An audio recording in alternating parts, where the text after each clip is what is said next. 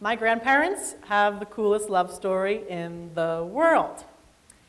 My grandfather, Gennaro Valvano, saw a picture of my grandmother, Serafina Savignano, at his friend's house and fell in love at first sight. Problem is, she was in Italy and he was in New Jersey. So he asked, does anyone have this woman's address? Luckily, the answer was yes, and he wrote her a letter. And she wrote a letter back from her mountaintop in southern Italy, and they exchanged letters for 3 years, which led to a blind engagement and my grandmother's immigration to America. Oh, yeah. He was real smooth. So she moved to America, they got married, bought a house, and they started a business, a corner grocery store in Orange, New Jersey.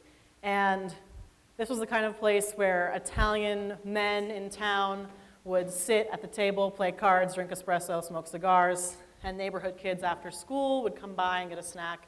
And it was an asset to the community. And that asset experienced a threat about 10 years into them owning and operating this grocery store. A supermarket was being constructed a few blocks down the road.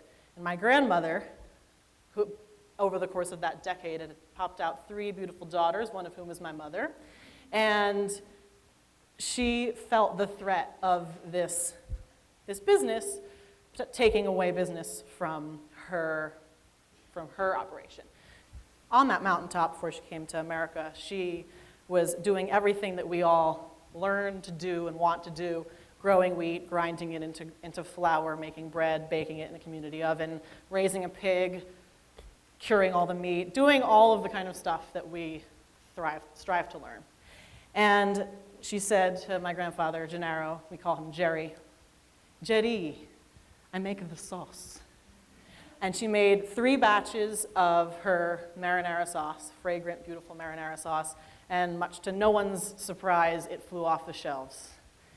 And then, Jerry, I make the manicotti. So she made 3 batches of manicotti, and much to no one's surprise, it flew off the shelves.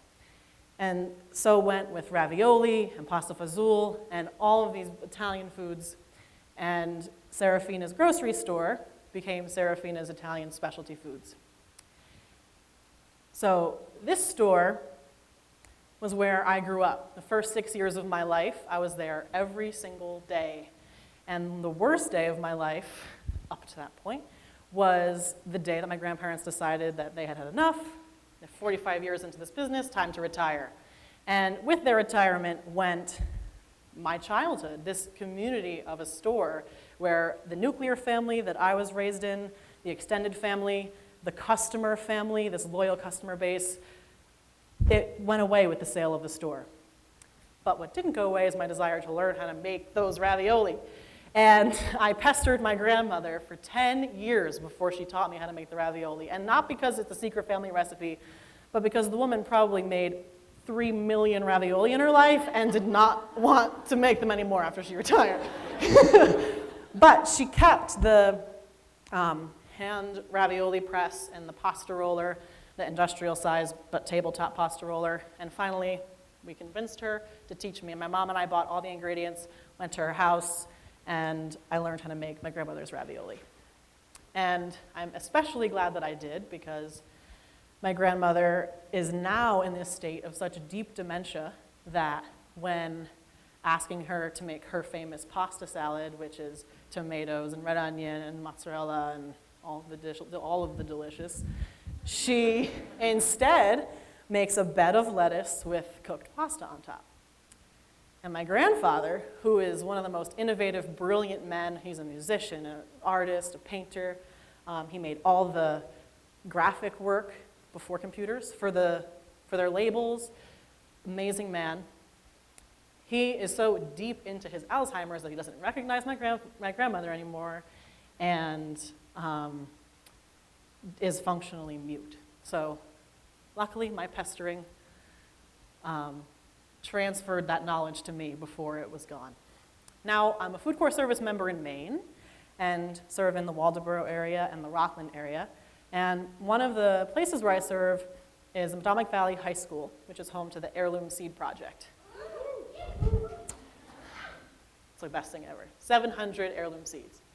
And one of those seeds is Abenaki rose, which is a flint corn with local history, and it's absolutely delicious. And I was teaching a lesson about this Abenaki rose corn, which, although it has nothing to do with my history, it resonates with Maine's food culture, which is as strong and rich as Italy's food culture, although very little is in common. But the essence is there. And one of my students, who's a smelt fisherman, makes more money than we do.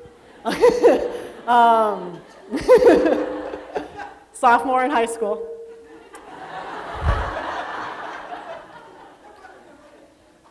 He suggested that we take this Abenaki rose cornmeal and encrust the smelts in the cornmeal during our next cooking lesson. And with statements like that, I feel the presence of my grandparents in the room and a new food traditions being born. Thank you.